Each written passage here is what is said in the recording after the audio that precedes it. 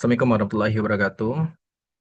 Jadi pada kesempatan kali ini kami akan menjelaskan modul 2 pada praktikum robotika, yaitu mengenai robot arm manipulator. Nah, sebelumnya perkenalkan, nama saya Alfi Syukri. Saya Salvi Ramadhani. Saya Fazlul Novel Jetri. Baik, kita langsung saja masuk ke penjelasan yang akan dijelaskan oleh rekan saya.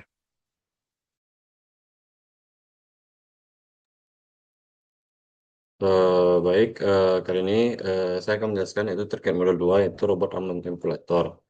Utama di robot arm manipulator ini kita akan membahas yaitu dari dasar teori robot arm manipulator. Di sini kita bisa lihat ada gambar satu, itu ini adalah sebuah gambar robot arm manipulator, yang mana robot arm manipulator ini adalah perangkat mekanis yang terdiri dari serangkaian sambungan dan aktuator yang dirancang untuk memanipulasi objek dengan presisi tinggi. Nah, robot ini sering digunakan dalam aplikasi industri seperti otomasi pabrik, pembuatan dan penanganan material berbahaya. Dengan beberapa derajat kebebasan, manipulator ini mampu melakukan berbagai tugas, seperti mengangkat, memutar, dan memindahkan objek. Robot dengan merupakan tiruan dari kinematik ke lengan manusia, seperti yang ada di gambar 2 ini. Jadi kita bisa lihat di sini ada sebuah robot arm manipulator dan di sini ada lengan manusia, di mana di sini kita bisa lihat bahwa robot arm manipulator ini merupakan tiruan dari kinematika dengan lengan manusia. Dan untuk selanjutnya itu kita masuk ke bagian-bagian dari robot arm manipulator ini. Itu bagian base, yaitu ini adalah salah satu contohnya itu adalah bagian base, di mana bagian base ini adalah bagian yang menjadi fondasi dan penopang seluruh struktur robot. Karena basis ini biasanya ditempatkan pada permukaan yang stabil dan dapat dipasang secara permanen atau bergerak di atas rel. Kemudian untuk bagian kedua itu ada link, itu adalah segmen atau lengan yang menghubungkan sambungan join satu dengan lainnya. Link ini adalah bagian yang bergerak dan membawa end effector mendekati objek yang akan dimanipulasi. Baik, mungkin untuk selanjutnya akan dijelaskan oleh rekan saya, itu Selfie. Selanjutnya, pada bagian robot manipulator, yang ketiga adalah join. Jadi join ini dia menghubungkan antara dua link dan nanti akan memungkinkan gerakan relatif di antara mereka.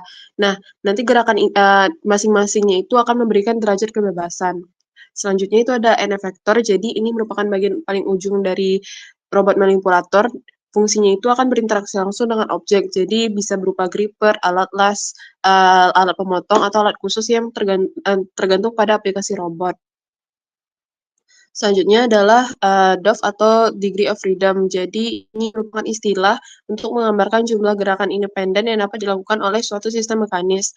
Nah, pada konteks robot manipulator itu DOF itu mengacu pada jumlah sumbu atau arah di mana lengan robot itu dapat bergerak. Jadi setiap DOF itu dia memungkinkan gerakan dalam satu arah atau rotasi di sekitar sumbu.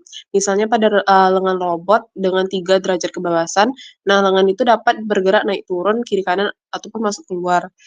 Selanjutnya pada DOF itu ada translasi linear, jadi dia gerakan sepanjang sumbu X, Y, ataupun Z. X-axis atau gerakan horizontal itu ke kiri dan ke kanan, terus kalau Y-axis itu gerakan horizontal ke depan atau ke belakang, dan Z-axis itu gerakan vertikal naik dan turun. Untuk rotasi itu gerakan berputar di sekitar sumbu X, Y, ataupun Z. Nah, untuk pertama itu ada roll, jadi rotasinya itu di sekitar sumbu X seperti memutar pergelangan tangan. Lalu selanjutnya ada pitch, yaitu rotasi di sekitar sumbu Y seperti mengangguk, dan yaw yaitu rotasi di sekitar sumbu Z seperti menggelengkan kepala.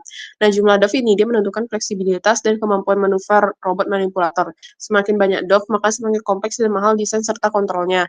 Namun juga semakin fleksibel dan serbaguna robot tersebut dalam melakukan tugas-tugas yang kompleks. Next, ke bawah, Lul.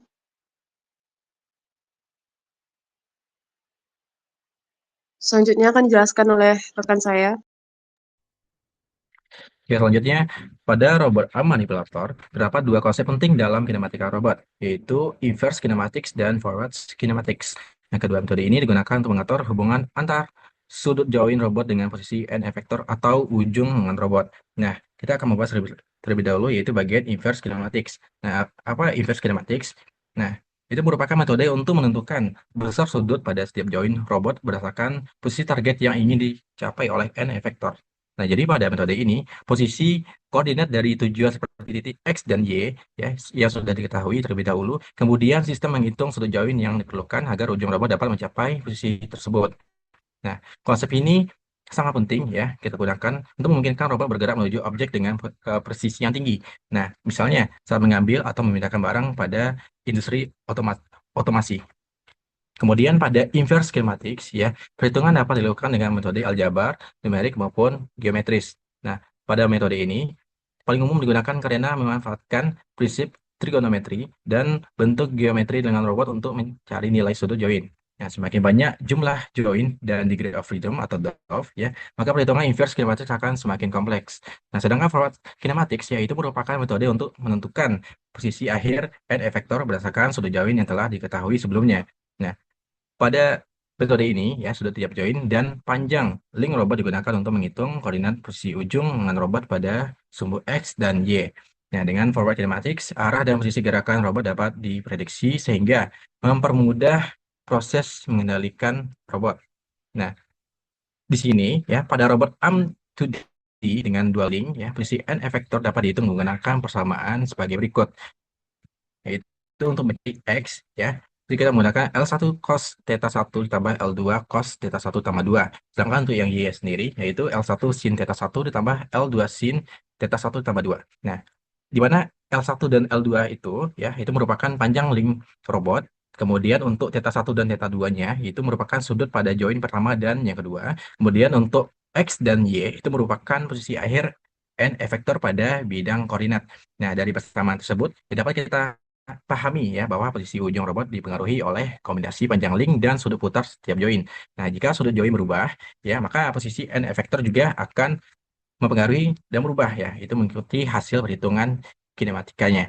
Nah, secara sederhana ya dapat kita simpulkan bahwa inverse kinematik itu sendiri yaitu digunakan untuk mencari sudut join dari posisi tujuan. Sedangkan forward kinematics itu digunakan untuk mencari posisi akhir robot dari sudut join yang diketahui.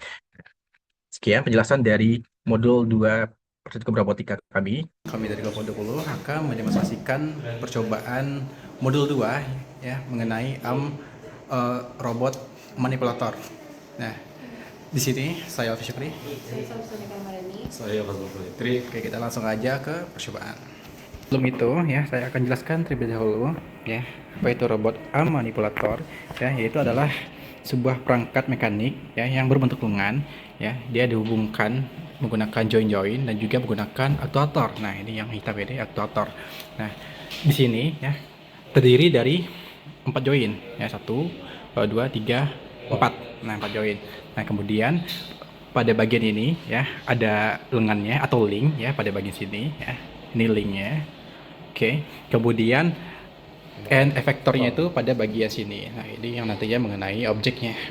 Oke, kemudian di sini ya kita menggunakan controller ya, tensi.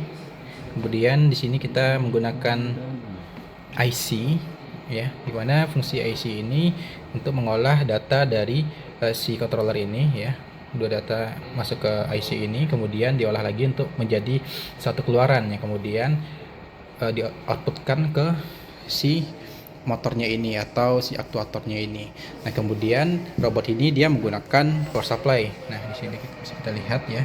Kemudian ada switch ya untuk mematikan dan menghidupkan si robotnya ini. Nah, di sini kita juga menggunakan device laptop ya untuk kita program, dan kita bisa menentukan sudut berapa aja yang mau kita bikin. Nah, di sini untuk programnya sendiri udah dipermudah ya. Jadi kita dapat menentukan secara gampang ya untuk sudut-sudutnya masing-masing ya, 20, 40, 60, 90 ya. Berarti artinya pada bagian di sini ya untuk mengatur sudut 20, 40, 60, 90. Oke. Terlebih lanjutnya ya kan tadi itu kita masukkan 4 buah sudut. Jadi untuk sudut pertama itu untuk join yang paling bawah dulu, sudut yang kedua untuk join yang kedua, sudut ketiga untuk join ketiga, dan sudut keempat itu untuk join yang di atas ini yang mengatur nanti end effectornya. Nah, setelah itu nanti di program itu akan mengeluarkan nilai dari X, Y, dan juga Z-nya. Nah, untuk nilainya itu dia tergantung kepada kemana arah dari robot manipulator ini mengarah. Kalau misalnya kita masukkan sesuai sudut ini,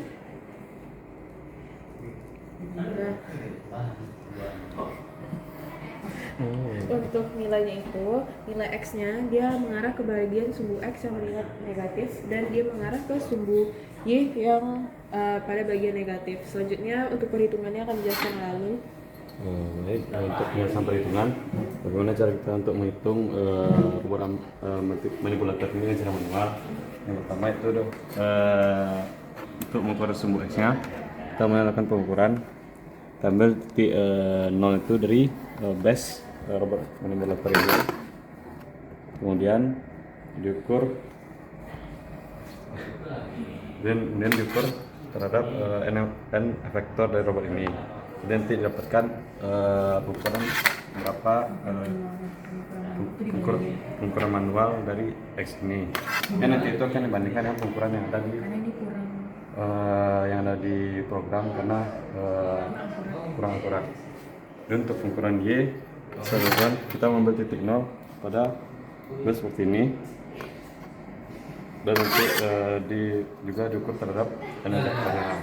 Kemudian untuk titik Z, itu dengan cara kita mengukur base dari base ke n faktor, kemudian seperti ini ya. Itu nanti dapatkan perhitungan Z-nya. Oke, cukup sekian. Assalamualaikum warahmatullahi wabarakatuh.